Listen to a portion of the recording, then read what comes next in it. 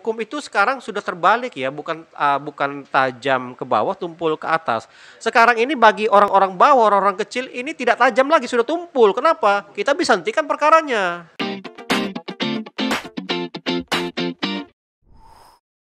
Pada kesempatan kali ini kita sudah undang Bapak Kajari Sumeneb. Nanti biar kita tanyakan namanya langsung, siapa beliau dan dari mana beliau, biar kita juga lebih kenal dan lebih paham bagaimana tugas dan fungsi dari Kajari itu sendiri. Di sisi lain memang kita ketahui banyak netizen mengatakan bahwa hukum dan lain sebagainya itu lebih tumpul ke bawah dan tajam ke atas. Nah, netizen akan bisa menjawab dan bisa menyimak hal itu. Kita sudah undang Bapak Kajari Kabupaten Sumeneb. Selamat sore, Pak. Selamat sore. Ya. Assalamualaikum warahmatullahi wabarakatuh. Waalaikumsalam. Kita sudah bisa buka masker karena Ya. jarak sudah memenuhi. Oke. Dan juga sudah vaksin tentunya. Oke. Lanjut, Pak. Pertama saya sampaikan terima kasih atas undangan 5detik.com. Iya, Pak. Saya bertanya juga tadi sama staf saya itu Iya. 5detik.com itu apa? Iya, Kemudian coba konfirmasi dulu saya bilang kan. Setelah Iya. dapat konfirmasi, Betul. saya bersedia kemari. Memenuhi undangan daripada 5detik.com itu. Limit.com. Ya, Pak. Mungkin Bapak Kajari namanya siapa, Pak? Saya belum Nama kenal ini. saya Adi Tio Gunawan. Adi Tio Jadi sudah beberapa kali kami datang sekolah dalam Iya. acara Jaksa Menyapa, Jaksa Masuk Sekolah atau Jaksa Goes to School. Goes to School. Jadi kami mendapati antusiasme yang begitu besar daripada sekolah-sekolah itu.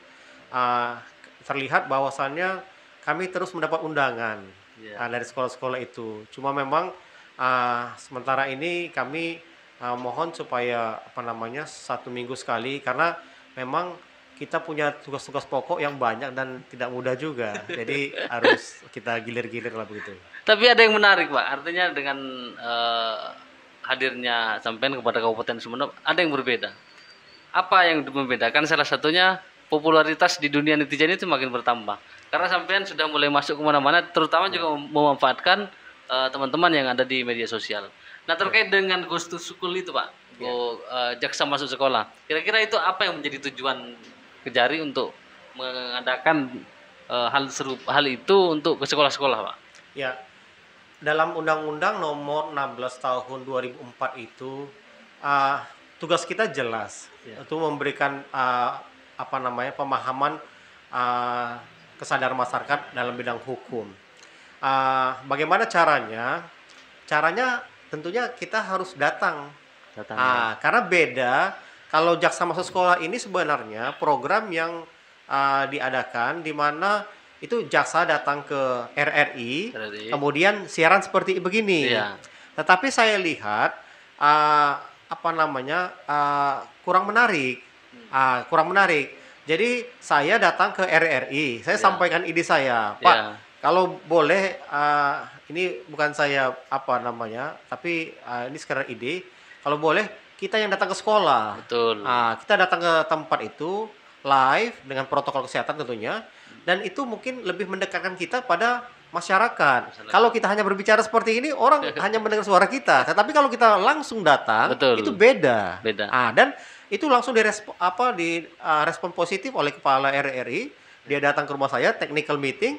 Kemudian ya kita lanjut sampai sekarang. Alhamdulillah. Dan ini banyak yang sudah sinergi. PLN juga. PLN sekarang suruh backup itu. PLN backup. Padahal kita tidak minta, tapi saya punya teman PLN karena memang dulu pernah kita bantu mereka bangun SUTT, SUTET. Itu kita yang melakukan pendampingan hukumnya. Jadi banyak keberhasilan. Jadi dengan sinergi ini kita perlu. Makanya juga ketika saya diundang oleh 5detik.com itu, saya harus hadir. Betul. Supaya bisa kita bersinergi. Betul. Jadi memang di sisi lain memang menjadi tugas utama dari 5detik.com agar memberikan informasi ataupun edukasi tentang hukum itu, Pak. Nah, terkait dengan hukum, kalau boleh tahu, Pak, karena kan banyak nih remaja kita saat ini, terutama kemungkinan juga teman-teman yang ada di depan perlu tahu sebenarnya tugas dan fungsi dari kejaksaan itu apa, Pak? Banyak ya. Ya, Pak. Salah satunya mungkin. Utamanya kalau dibilang pidana, Ya. selaku penuntut umum, pelaksana putusan pengadilan yang sudah berkekuatan hukum tetap, nanti bisa dilihat di pasal 30, pasal 31, 32, 33 itu ada Undang-Undang Nomor 16 tahun 2004 tentang kejaksaan. Kemudian di bidang perdata juga, kita sebagai pengacara negara. Makanya tadi saya sampaikan waktu acara di ngopi bareng Kajari Sumeneb Ya. di hadapan OPD, seluruh OPD, seluruh camat, kemudian asosiasi kepala desa seluruh Sumeneb ini, saya sampaikan, ayo ajak kejaksaan. Ya. Kenapa kita ini kan pengacara negara. Ya. Saya suka guyon. Sampai saya bilang, ini gratis juga malah nggak mau, saya bilang.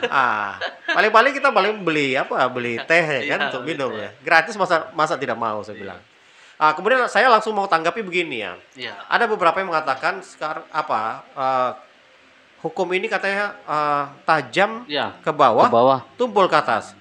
Sekarang kita balik ini. Oh ya, gimana? Dengan terobosan yang disampaikan oleh Pak Jaksa Agung, Iya. ada namanya restoratif justice. Ya. Restoratif justice ini artinya memulihkan kembali keadaan semula. Jadi untuk perkara-perkara yang kecil, kemudian ada perdamaian, Perdamaian. kemudian masyarakat juga tidak bergejolak, itu sangat dimungkinkan untuk dilakukan restoratif justice. Artinya kita punya kewenangan untuk tidak melanjutkan perkara itu ke pengadilan. Ya.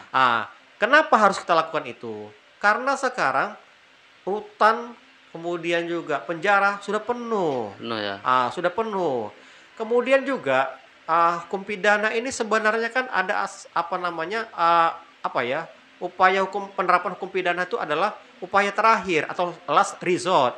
Artinya jika ada upaya-upaya untuk mendamaikan atau tidak membawa perkara itu ke pengadilan, untuk apa perkara-perkara itu semua dibawa ke pengadilan? Betul. Itu yang pertama. Ya. Yang kedua, kita ini dari sisi regulasi itu banyak aturan-aturan itu yang rata-rata tuh diancam dengan pidana penjara, diancam dengan pidana penjara. Kenapa nggak misalnya dibuat regulasi, misalnya kira-kira undang-undang itu misalnya jangan penjara, denda, supaya ada penerimaan negara. Betul. Kalau kita penjara, itu negara harus bayar, itu harus beri makan, harus beri fasilitas. Mungkin juga ini sebagian didengar oleh pihak legislatif juga mungkin bisa dipertimbangkan. Kemudian tadi saya katakan bahwa hukum itu sekarang sudah terbalik ya, bukan tajam ke bawah, tumpul ke atas. Ya. Sekarang ini bagi orang-orang bawah, orang-orang kecil ini tidak tajam lagi, sudah tumpul. Kenapa? Kita bisa hentikan perkaranya. Ya. Ini harus sampaikan ke masyarakat ini. Betul. Saya berapa kali ditanya tuh ini. Iya. Banyak siswa-siswa bilang ini hukum ini tajam ke bawah, tumpul ke atas. Kalau sekarang enggak. Jadi Tumpul. ini sekarang ini tumpulnya ke bawah. Kenapa? Ya. Yang kecil-kecil itu tidak kita majukan ke pengadilan. Siap. Ah. Ini informasi baru juga ini. Baru. Karena ini sudah tumpul sudah ke bawah. Sebenarnya tidak begitu ya. ya. Gimana, Pak? Masyarakat begini ya, harus bisa memilah-milah, menggunakan bahasa yang tepat ya. Betul. Ada hal-hal baru. Apalagi saya lihat sekarang ini Pak Jaksa Agung tuh banyak terobosan-terobosan itu. Banyak terobosan-terobosan ya. Saya juga mau sampaikan di sini sudah ada pedoman baru untuk kami para jaksa itu bisa tidak melanjutkan perkara narkotika yang disangkakan melanggar pasal 127 ya, penyalahguna itu. Tapi dengan kriteria tertentu dan harus kita lakukan expose sampai ke Pak Jampidum. Itu kira-kira Pak apa yang menjadi dasar kenapa kemudian bisa tidak dilanjutkan perkara, Pak? Apa karena pemulihan itu? Jaksa Agung ini punya kewenangan untuk tidak untuk tidak melanjutkan menyampingkan perkara.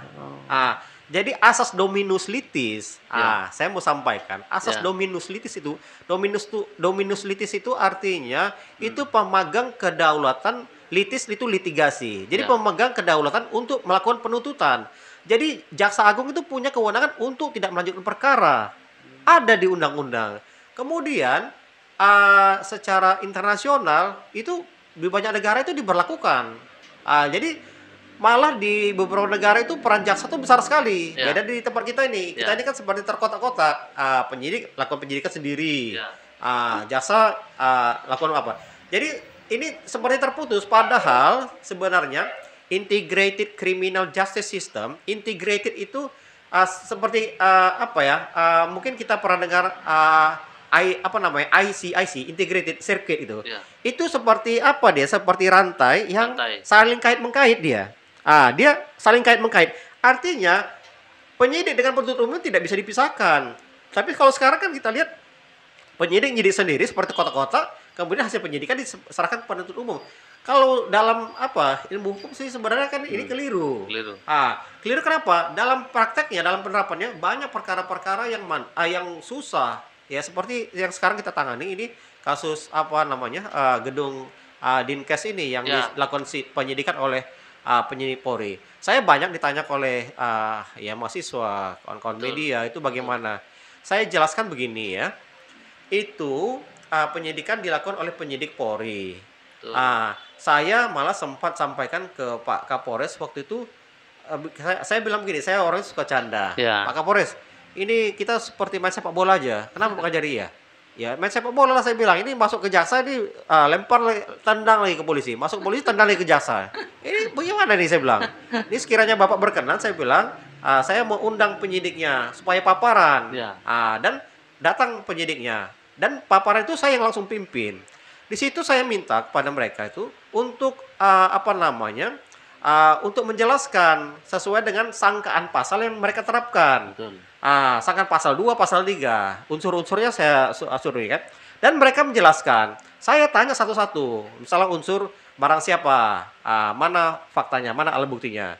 Kalau barang siapa itu bisa lah. Melakukan perbuatan hukum. Mereka menjelaskan seperti apa melakukan perbuatan hukum, melawan hukum itu. Saya bilang apa seperti itu melakukan perbuatan melawan hukum. Itulah yang membuat perkara ini kita nyatakan belum lengkap.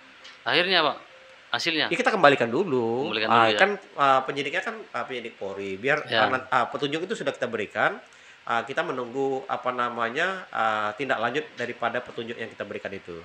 Jadi memang banyak ya informasi seputar hukum yang secara rinci, secara detail yang belum kita pahami.